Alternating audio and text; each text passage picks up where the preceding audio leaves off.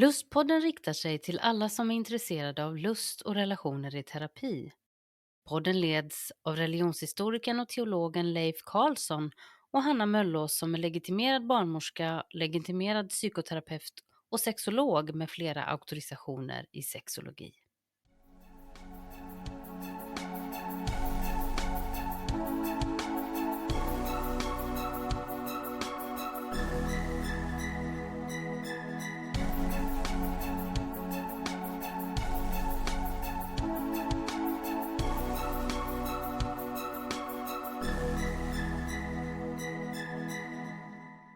Okay, today's Lustpodden is in English because I'm here with two very good friends and two of my presidents that I do think should be presidents over the entire world.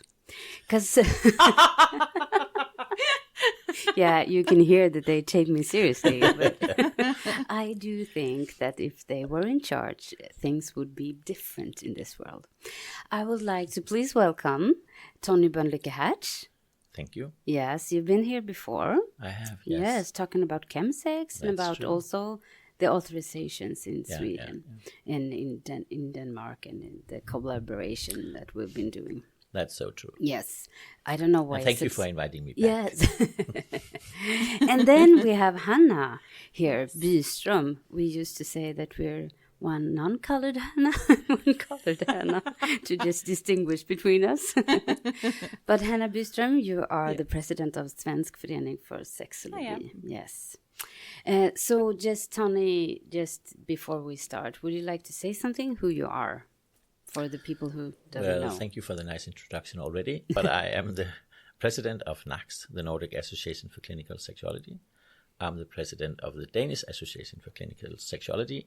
And my daily work, I'm a chemsex expert. So I'm working with men who have sex with men and doing drugs during sex, mainly. But that's my specific area. But I do also have clients that, have other sexual issues or problems or challengings. Yeah. But yeah, my main thing is drugs and sex. Yeah. You're so welcome. Thank And then Hanna, I think actually you have been on Lustpodden, but a very short when I congratulated you to that you have become educational sexologist, and also it was like in one of the NACS conferences. It was. Yeah. So would you like to say something? Who are you? Who am I?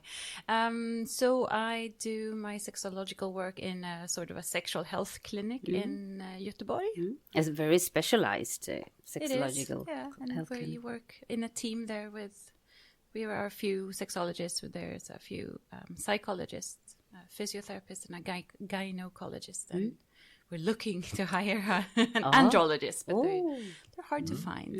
So if you're out there, please call us. Yes. Yeah. So, and you're the president in the Swedish organization. I am. And right now we've had a lot of series and a lot of episodes in Lustpodden where I've talked about all the conferences that I've been to during this summer. And this is so funny because right now we are at the beginning of a new conference that I'm at. We're right now at Malmö, and we're on the almost top floor of the Malmö Live Hotel in Hanna's room. The presidents get the nice room. That's good. That's how it should be. And so please tell me, Hanna. Yeah, I asked for that. Yeah. Just you when in the reception you said, yes, don't you know who I am? Yeah. But Hanna, Yes. The NACS conference now here in Malmö, what is it? What is it? What is it?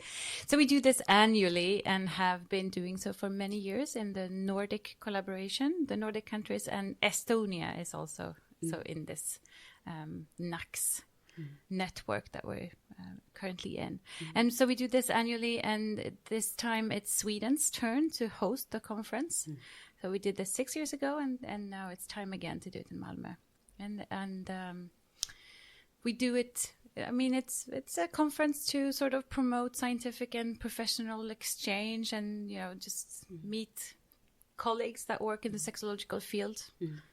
So to be able to do some practical collaboration with other sexologists and just meet people in the same field as you do work in.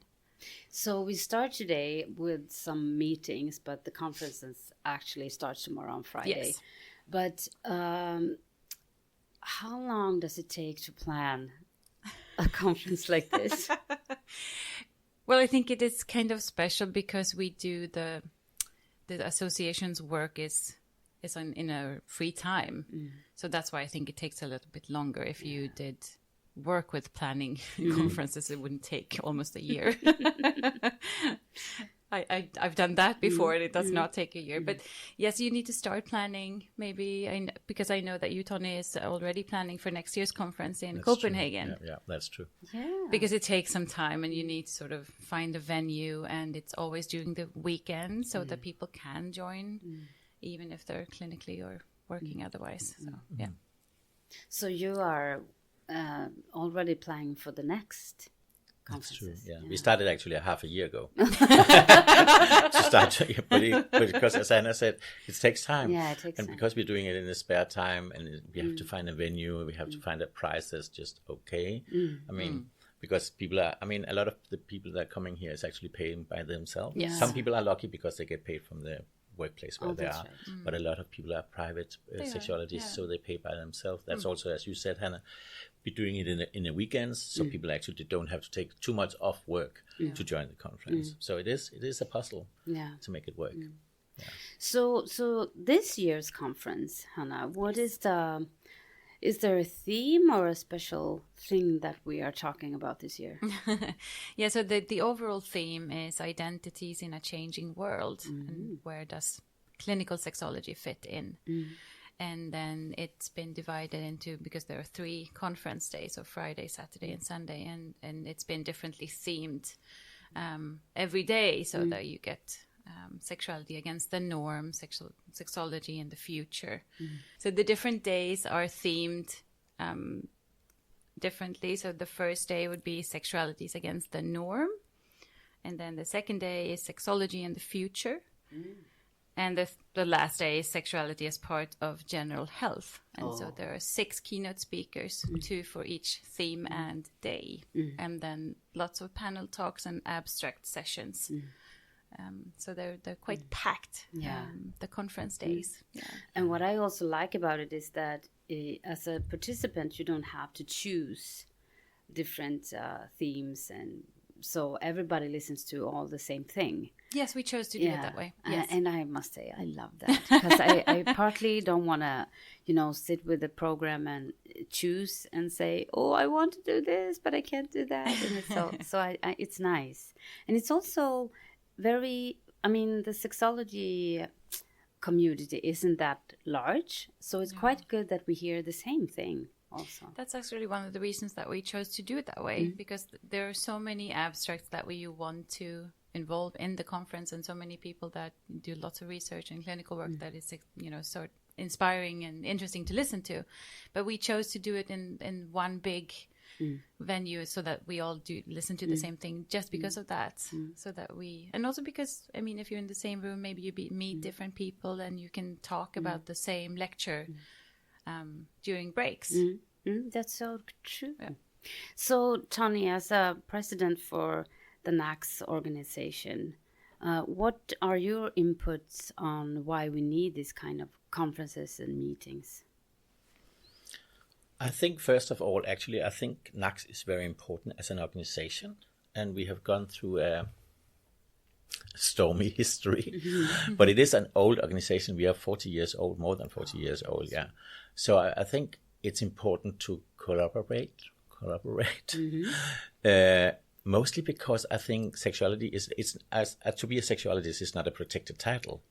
So I think, it's a gray market, to be very, maybe even dark market. There's so much money involved also. Yeah. So, a lot of people just call themselves sexologists. And I think for us, it's important that we have like a ground education. We are making sure that our education is valued. We are having the same authorization system, because we want to be sure that the level of quality. So I think NACS is very important, and I think we should play a bigger role. I mean, we have big organizations like EFS, the European Federation of Sexology, and WAS, the World Association for Sexology. But I think actually we have something unique because we have this common system, and we collaborate very good together, and we should keep that up. So for me, the conference is, of course, all the keynote speakers and all the news, science, and clinical work that we are presented for. But I think even more important is actually that we are seeing each other, we meet each other every year, and we have this conference to meet each other and talk about the future of sexuality. Yeah. So I think it's very important.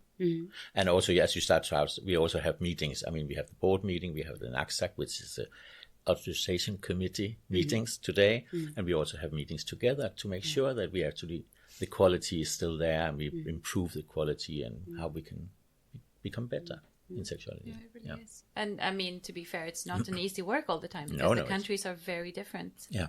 The educational systems and the titles and how you do clinical work is very different from all the countries involved in NACS. Yeah. But that makes it even more important, I think, that like you said, Tonny, we've been working together for such a long time. It's very valuable to keep it that way and to stand tall together. Yeah. And it's also weak because, I mean, one country is changing the board, and it can mix up a lot of the stuff. So we have to really take this serious, and keep moving forward. And as you also said, all of us are doing this in our spare time. Yeah. So it takes a lot of effort and a lot of people who are really passionate about this work. So of course we have to change people in the board from time to time. But it's also hard to keep up with all the new standards and what is happening and how is the systems right now. So it's a big work, I would say. It is a big work. Yeah. So what would you say? Now I'm sitting with two presidents and with people who are so well educated and so good in working with clinical sexology. What would you say are the things that we need to address for the future to ensure sexual and reproductive health and human rights in this area for the Nordic countries? I know this one. That's a big question. Yes, I wish you could see their faces right now. Did we get this question in advance? No. No, we did not. No, I'm so sorry. No, but if we just talk a discussion right now, I think if we look at the authorization system, like what we actually find to be valuable when to practice clinical sexology or sexology in educational field, it's to have the right basic education, and then if we talk about the clinical one, that you do clinical work. But then I think one of the things that we actually ask for in the authorization is also to do the SAR courses, so the how to sort of experience and feel things and to explore that within yourself. What am I carrying with me to the therapy room or to the wherever I do my work? And so I would say those things are so you need some university degrees within sexology, you need a basic education, but you also need to do the clinical work, supervision, of course, and then very important. Yes, but also to because I think that's what's not included in a lot of other educations is how do you do that? How do you, apart from having going to therapy yourself, but it's a sort of a therapy that we demand that you do in groups and to explore how you feel about different sexological topics or themes. Yeah, and I just saw actually, my feed is of course also telling something about what I'm searching, but I keep getting these commercial for a new education, a sexuality education online, and it's like half the price of the DACS education, but that's not the issue, and it's 12 times online, right? And then you.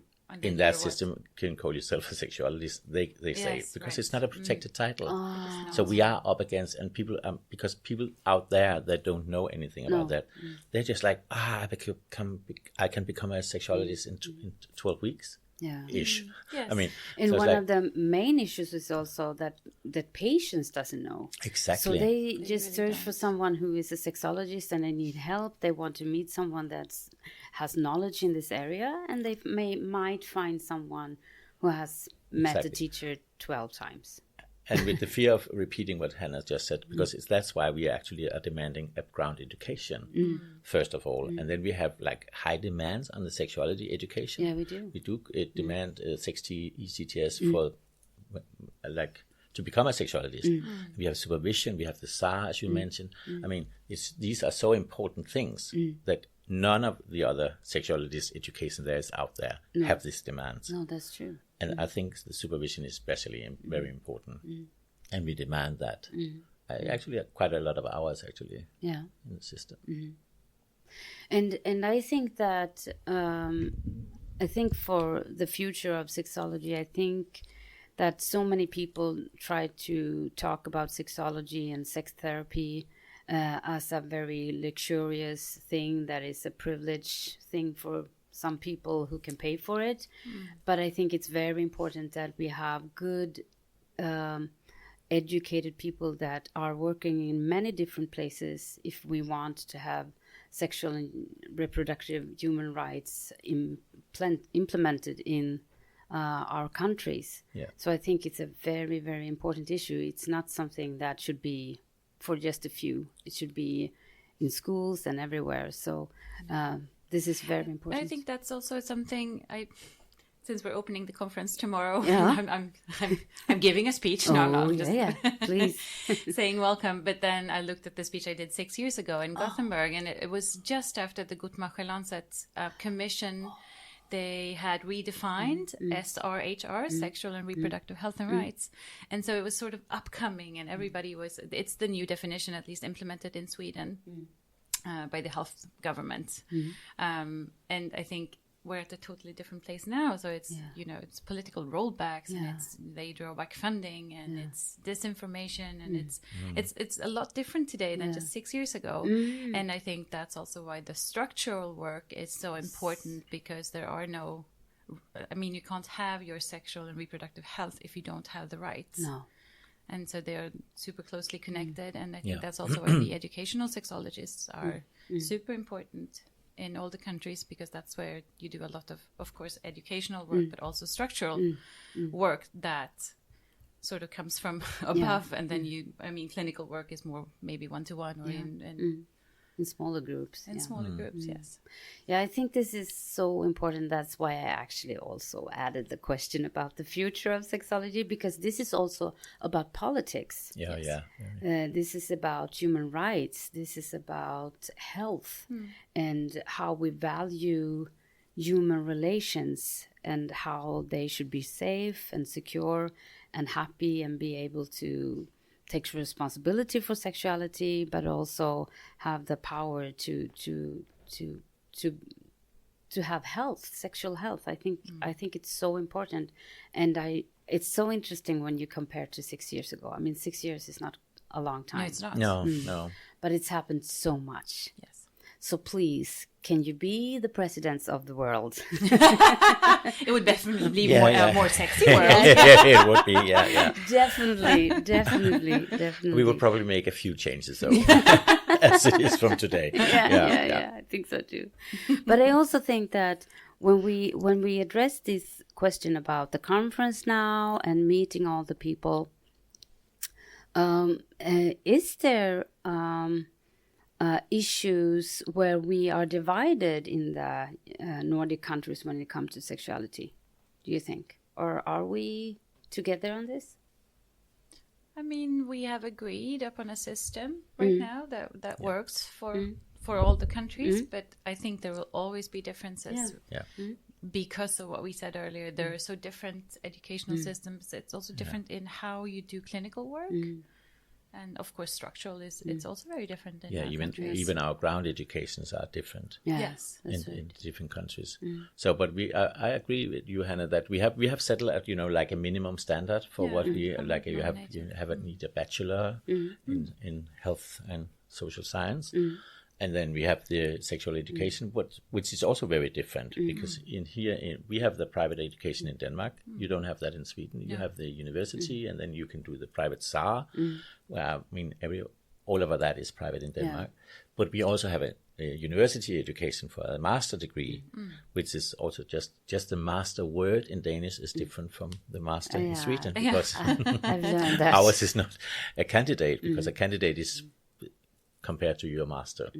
So it's not like on that high level, but still it is in the university, but it's different because they are not clinical. They're not educated to do clinical work. They are more educated to do science work and stuff like that. So they have to add the supervision, they have to add the SAR and all that, but they can apply for the other title, pedagogical sexologist is it called in Sweden. So the system does difference, but we have found a very common ground, I think. And I hope we can stick to that. Yeah, and I think also it's so interesting with sexology that it's diverse, inherently diverse, since we are social workers, nurses, doctors, psychologists, psychiatrists. We come from so many different ideologies, even when it comes to healthcare and how to help people, what is a problem. And some are from medicine and some are from psychology. And we have different views on how to explain illness, symptoms, and to treat them. Yes, and to treat them. And then when you add sexology as an advanced course, this makes it so diverse because we work in so many different ways. Yeah. We disagree. No, but it's very simple because it is very diverse. Yeah, and it should be. It should be, yeah. Also because I think it's important that sexuality is not only for the doctors, not only for the psychologists, but we are so diverse also in real life because we meet sexuality everywhere in our life. So the more we are, the better we are. Yeah, and the broader we are, the better we are. Yeah, the stronger we are, I think. Yeah. So instead of narrowing it down, we should open it up, but just make sure that you have a valued ground education and you have a valid quality sexuality. And I think that has shifted through the years as well. Like if you look worldwide into sexology, what did it come from and where it is now? I think it has shifted a lot. And just bringing in the sort of the rights perspective into SRHR or into sexology in general is something to widen it.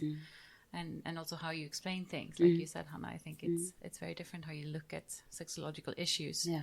And I think at least one positive thing being where we are today is that a lot more people at least acknowledge that sexual health is part of the general health. And so therefore we need sexologists in all fields because it's not just not medically or just and jumping back to your question about the future, because I think it would be very valuable if we could.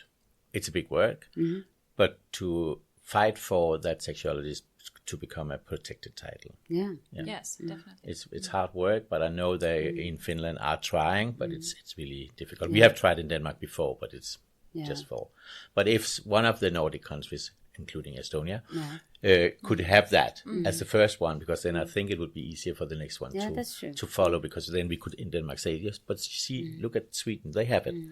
So, and I think it would be easier if one country start to get it first, but I think it could be very good for the field of sexuality. So what are you personally looking forward to these days now? I'm looking forward to see Hanna's program in real life. So you know how to do it next year? No, I think actually I have mostly focused on the keynote speakers when it comes to the program, because I think this year I have 6 very good ones. I'm very sex. Exactly 6. So I'm really looking forward to them, because I think they're very from the paper. I have some of them I don't know from real life, so I'm really looking forward to them. And then for me, it's also about joining co-workers from other countries. Really so I'm looking forward to that. I think and having a good time. When during the NACS conferences you see, I mean, you meet your colleagues from other countries, and it's so interesting to sort of compare and just discuss the work that you do in different countries. But I'm also very much looking forward to, especially maybe Dog Brown Harvey. He's been sort of part of my sexological journey for a long time. And one of the keynote speakers. One of the keynote speakers, sorry, yes. And Lustpodden listeners have heard that name many times, since he's the one who wrote one of the authors of the book Treating Out of Control Sexual Behavior, and talks about 6 principles for sexual health. Yes. And I think actually this is so, I'm very happy that he is coming, and also that, because I think this is an important thing when we talk about sexology, to be sex positive and have a sex positive work. There's so much history in sexology of medicalization, pathologization, I don't know the words even, about talking about what is an illness and all the risks about sex. So his work has also opened up another way of thinking about sex positivity, that it's not about specific actions or activities or who I have sex with. It's about values like consent and sharing values and sharing pleasure and not exploiting people. So I think this is very, very important, and I hope that he will, just he's ending the conference. He's ending the conference. I wasn't part of the program group who planned. To be fair, the most of the program, they did a very good work. But he's closing the conference, and we're hoping that as many people as possible can stay for that. So that's why they put him in the end. Oh, if they go home before him, they should not be able to come at all. I think next year they're excluded. But I do think, I'm all for sex positivity, and I think this is something that we've been discussing many times before. But I think in many people's views or who are not into sexology that much, sex positivity can just be they think of it just saying yes to everything. Anything goes. There's no boundaries. Like that's the sex positivity thing. So and wrong. I think that's very important. Yes, it's so important. I really agree with you, because I would actually say that have a sex positive approach takes more of you and your reflection on your values and your thinking and things like that than it takes to have more sex negative approach and know all the answers all directly. But in a sex positive approach, it's not sex, it's anything goes, anything is okay. As long as it's sex, that's not the issue. No. And I think you, as working with chemsex, also talks about this. Oh yeah. Yeah, because a lot of chemsex users just think, I said yes to go to this party, so everything goes. Yeah. And it's very easy for them not to start to talk about chemsex. But it's very easy to, when you are in that setting, we have agreed that we are going to meet up and we are having sex, and you invited another one. And I was like, yeah, but I said yes to go to this party, so of course I will have sex with this person. Yeah. Because you think that's, underlined that, okay, but I said yes to go to this party, which is not. It's still okay to say, no, thank you. Yeah. We didn't agree on this. And also when it comes to safer sex, they took off the condom, but probably it's okay because I went to this party, and they gave me more drugs than I wanted to do. All those, there's so many, and there's negotiating all the time, but they don't. Because they think they said yes to the whole package. So. And then we also come back, we're coming to the ending now, but we're also coming back to the themes for this conference. And when we talk about norms, I think that is such an important issue to all the time. Sexology and sexologist is not something that I became 30 years ago, and then I can't read anything or study more or whatever. It's something that you always have to indulge in, because the norms are shifting, my norms are shifting, so what is happening? So research happens. Exactly. There are also new things. And sex and sexuality is changing over time. Yeah, that's new true. things is coming up. We thought, okay, now we know everything and everything is out. No. They keep coming up. They keep coming up new fetishes, for instance. So we also have to keep on track on the field as working with sexuality. You have to keep, improving. It's actually, I think also that's a part of the ethical guidelines. Yeah, it is. In all our countries, that we have to keep on track. We have to study more and more and more and know more, learning more when we work with this. It's serious. And be open to that you do not know everything, even Exactly. if you've studied your whole life. Yeah. That is so true. And I guess that's also like one of the other keynote speakers, Dominic Davis, Yeah. is one of the founders of Pink Therapy. And I'm sure you've spoken about that in Lustpodden, maybe, Hanna? I do. I think people are getting tired. No, but just to say that there is also that, like a new area that you have sort of identified that you... So they actually named it Pink Therapy because that's maybe something that we need to know more about when we meet people breaking different kind of norms. Yeah. And I think that is one of the most common illusions that people think, well, I don't have any prejudices. I am liberal. I like everybody. And I think this is so important when we talk about implicit model and how to work with sexology in the permission part, because the permission part might be the hardest one. Yes. Because how can I have permission talking with someone who has completely different values than me? Then something happens in me and I have to be aware of that.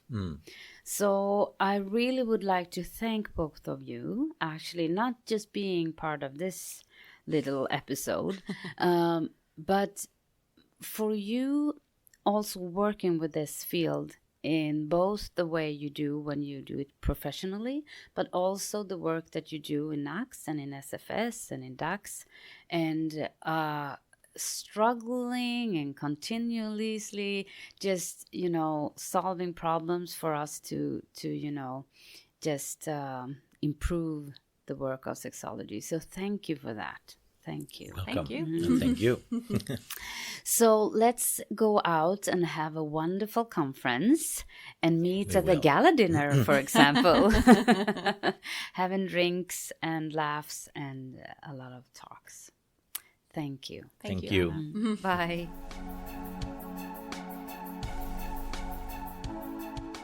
Du har lyssnat till Lustpodden. För mer information och tips från programmet så hänvisar vi till lustpodden.se. Där kan du också kontakta oss om du vill vara med och berätta din berättelse om lust och relationer i terapi.